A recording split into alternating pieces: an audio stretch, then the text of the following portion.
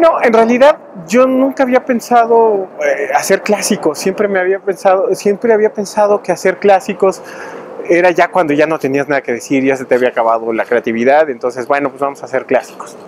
En realidad hay un antecedente, justamente previo a este trabajo de Peter Pan, hicimos en Penguin Random House, bajo el sello de Alfaguara también, El Principito, y fue la primera vez que yo hacía un clásico. Y dije, bueno, pues está bien, hagamos un clásico, hagamos El Principito. Aparte yo odiaba El Principito, entonces fue como raro, fue una experiencia muy interesante, al final fue muy gozosa, muy divertida, y como que abrió una puerta. Es como, no había pensado en hacer clásicos, ahora se aguantan y ahora vamos a hacer muchos clásicos porque sí me gustó. Y la sorpresa más linda, generalmente en los clásicos, y muy particularmente en este texto de James Matthew Barrie, Peter Pan, que es muy diferente a lo que conocemos de Peter Pan. Entonces, por un lado, sí era como a ver, échate ese alacrán a la uña, ¿no? Pero por otro lado era decir, pues es muy distinto, vamos a contar esa idea original que dio paso al mito de Peter Pan, ¿no? Incluso como lo conocemos con todas sus variantes y versiones tanto en cine como en teatro, como en literatura, como en dibujos.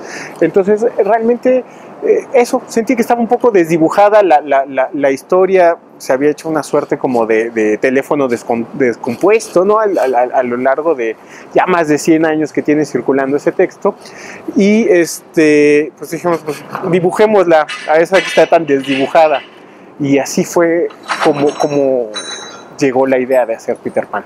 En realidad me dicen mucho esto, ¿no? Siempre hay como este prejuicio Disney. Yo no estoy seguro que estén mal, son diferentes. Es una versión muy, muy diferente, muy diferente. Prefiero pensar que es una historia basada en Peter Pan, o con el pretexto de Peter Pan, que dio lugar a esa cinta que finalmente sí, Walt Disney ha hecho como... ha sido parte de nuestras primeras referencias hacia los clásicos históricamente, y bueno, pues esta no es la excepción. Entonces, bueno, claro que teníamos este preconcepto, que incluso todas las versiones posteriores, o muchas versiones posteriores, se basan en esa. Entonces, por ejemplo, cuando yo estaba haciendo este libro, me preguntaban, bueno, ¿y por qué Peter Pan está vestido de verde? Pero no, Peter Pan nunca está vestido de verde, está vestido con hojas y con resina. En ningún lugar, digo, las hojas pueden ser verdes, sí, pero no necesariamente. Eso ya es un concepto posterior, literalmente, de 50 años después de haberse escrito, y que originalmente aparte había sido escrito para teatro. Entonces también es una aventura muy divertida, porque empezó siendo teatro, se convirtió, eso fue como en 1904, se convirtió en libro hasta 1911, y luego se convirtió en película, pero en una película muda, blanco y negro, por ahí del 24, y no fue hasta que lo retoma Peter Pan en el 53, si mal no recuerdo, que entra como ahora sí en el imaginario colectivo, ¿no? Masivamente. Y bueno, de ahí han derivado muchísimas versiones y muchísimos pretextos para tratar al mito de Peter Pan. Y bueno, pues a mí en realidad más que miedo me daba como mucha curiosidad, como decir, bueno, yo no lo había leído tampoco, entonces cuando lo leí fue como descubrir algo completamente distinto, y dije, bueno, esto no se puede quedar así, vamos a compartirlo, vamos a platicar cuál era la idea original del autor de gestar a un niño que no quiere crecer, que vive en un mundo onírico y fantástico, ¿no? Creo que se juntan varias cosas. Uno, vas como generando una lógica dentro del libro, que el mismo libro te va dictando, el texto te va poniendo ciertas pistas que te dan pues un norte para dónde seguir. Y también en este caso creo que también abreva un poco de la experiencia que finalmente uno tiene ya de muchos libros atrás, para decir, bueno, también yo estoy aportando algo desde mi lógica de autor, o de coautor, y para llenar justamente esos huecos a los que te refieres. Por ejemplo, hay una escena que está igual muy despintada y nada más es una pequeña mención de unos lobos, ¿no? Que realmente cuando Wendy se imagina su país de nunca jamás, que siempre ocurre en la cabeza antes de que realmente viajen a nunca jamás, y cada cabeza tiene una distinta manera de concebir al país de nunca jamás, que casi siempre es una isla, pero no siempre es así. En la isla de nunca jamás, particularmente de Wendy, tiene un lobo, un lobezno, y está como ahí. De repente, capítulos adelante, dice que se describe más bien como el lobo se entera que había llegado Wendy, se encuentran, se abrazan y desde ese momento se vuelven inseparables. Sin embargo, no los vuelve a mencionar en el resto del libro, y esto es a mitad del libro en realidad, y pareciera, tiene un guiño de que cada niño perdido tiene un lobo como una especie de nahual, de mascota, de guía, pero no lo desarrolla más. Entonces ya no me quise meter más a desarrollar esa idea que no estaba completamente desarrollada, pero sí quería darle justicia a ese lobo y a esa idea, por ejemplo. Entonces esas son las pequeñas licencias creativas que me tomo sin alejarme de lo que realmente está proponiendo el autor de entrada. Muchísimas. Bueno, resulta que yo me pongo a investigar mucho. Siempre he creído que entre más sustancia tenga tu fantasía alrededor de tus dibujos, más creíble la vuelves. Hasta la fantasía más descabellada se vuelve real dependiendo de cómo justifiques esa fantasía. Entonces, para mí era importante que cada personaje fuera muy sustancioso, que contara una historia más allá de lo que te dice el texto. Entonces, por ejemplo, los piratas, la manera como vienen ataviados, los vestuarios, son cosas que sí me puse mucho a investigar, las armas, las maneras, el barco. El Capitán Garfio tiene una particularidad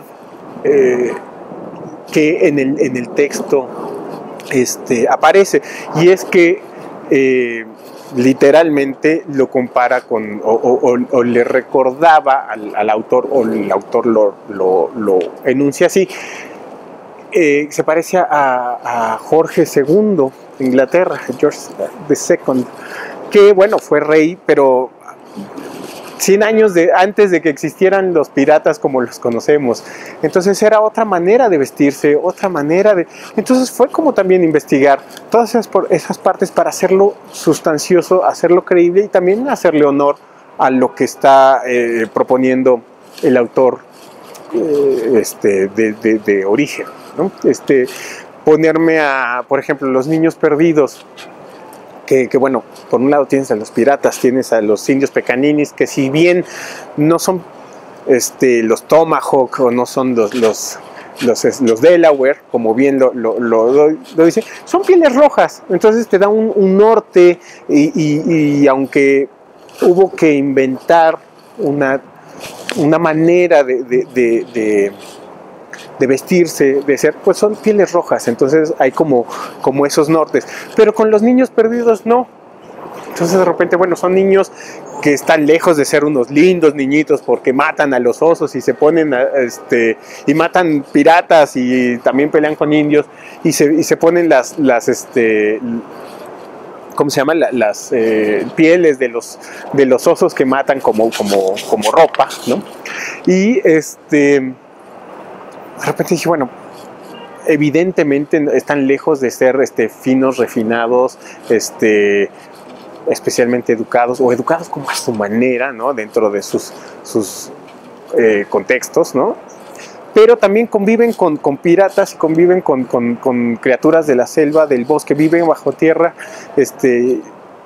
matan a los piratas y toman sus pertenencias. Entonces yo los puse con con elementos tanto piratas como indios, porque conviven con estas dos culturas y crean como la suya propia, aún en su propia madriguera, ¿no? En su escondite. Bueno, son procesos diferentes.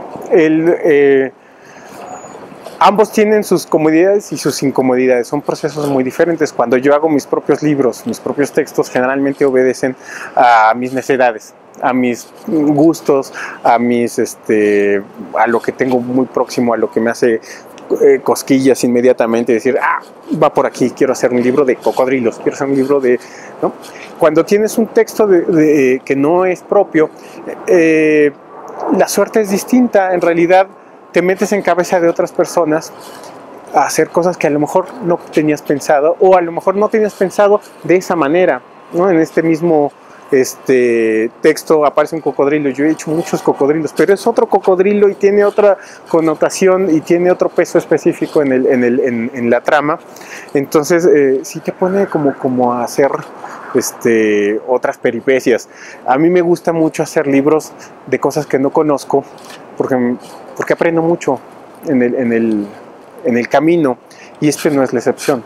En labor de investigación, de estar sustentando a todos estos personajes con investigación, con color, y finalmente, bueno, la realización específica de la ilustración, bueno, va enriqueciéndose, va haciendo un proceso muy rico, y no hay desperdicio, todo es experiencia y se queda en el cajoncito o en el costalito de todas las experiencias que van haciendo lo que uno es, finalmente. Se queda en tu baulito pirata. Se queda en el baulito pirata. Pues exactamente. Gracias. Encantado, gracias.